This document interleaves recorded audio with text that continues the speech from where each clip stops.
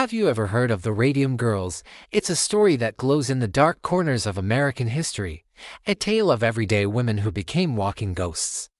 Their bodies literally consuming them from the inside out. This isn't a horror movie script. It's a true story of courage, corporate greed, and a fight for justice that changed our world forever. So, buckle up, because we're about to uncover one of the most chilling and important chapters of the 20th century.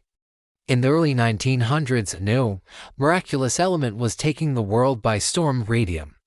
Discovered by Marie Curie, this glowing substance was hailed as a cure-all, a source of endless energy and light. It was put in everything from water and chocolate to cosmetics. And at the United States Radium Corporation in Orange, New Jersey, it was used to paint the faces of watches and military dials so they would glow in the dark.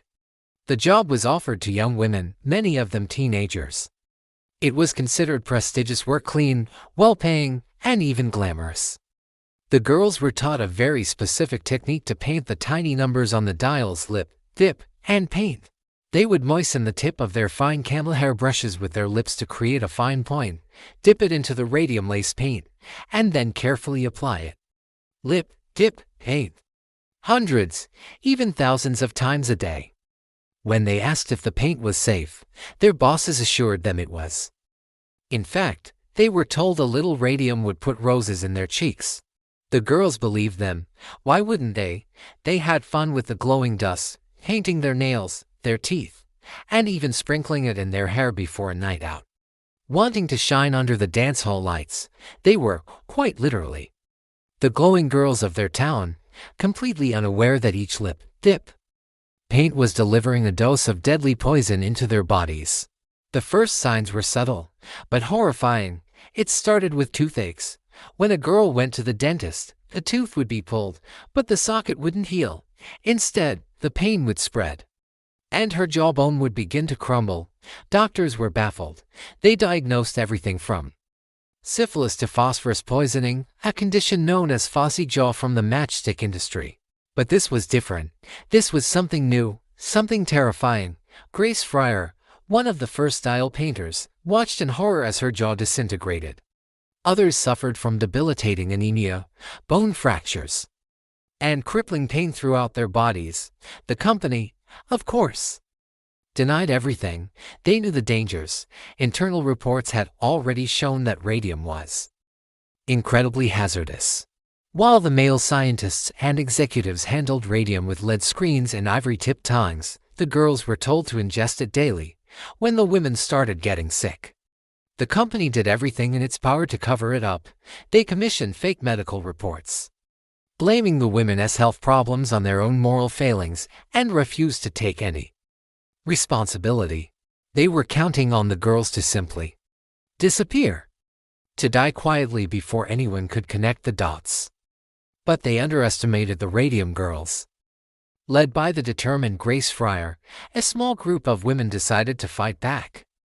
It was a David versus Goliath battle. They were dying, their bodies failing, and they were up against a wealthy, powerful corporation with a team of lawyers. Finding a lawyer to even take their case was nearly impossible. No one wanted to challenge U.S. Radium. For 2 years, Grace searched, her own health deteriorating with each passing day. Finally, a young attorney named Raymond Berry took on their cause. The court case became a national sensation. The media dubbed them the Radium Girls.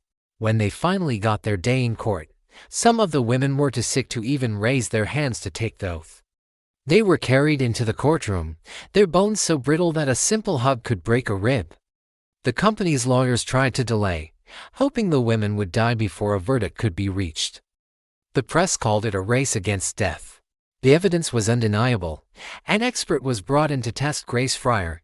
Even with his equipment, just standing near her, he could detect the radiation emanating from her body. Her very breath was radioactive. The world watched in horror as the truth came out. These women had been poisoned, and the company knew it. Faced with overwhelming public outcry and irrefutable scientific proof, U.S. Radium was finally forced to settle in 1928. It wasn't a huge financial victory. Each woman received a settlement and a yearly pension. But it was never about the money, it was about accountability, it was about the truth.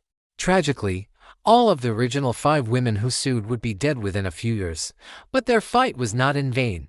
Their incredible bravery had a massive, lasting impact. The Radium Girls case led to a legal precedent. It established the right of individual workers to sue their employers for damages from occupational diseases. Their struggle led directly to the creation of the Occupational Safety and Health Administration, or OSHA, the federal agency that protects workers in the United States to this day.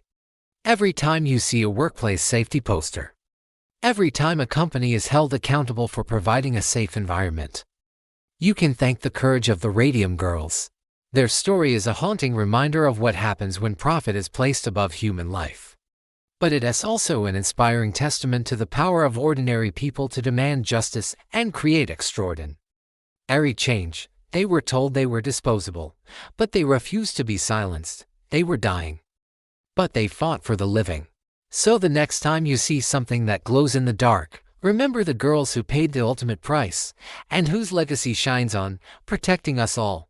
Thank you so much for watching. If this story moved you, please consider liking this video and subscribing to our channel for more hidden histories that deserve to be told. See you next time.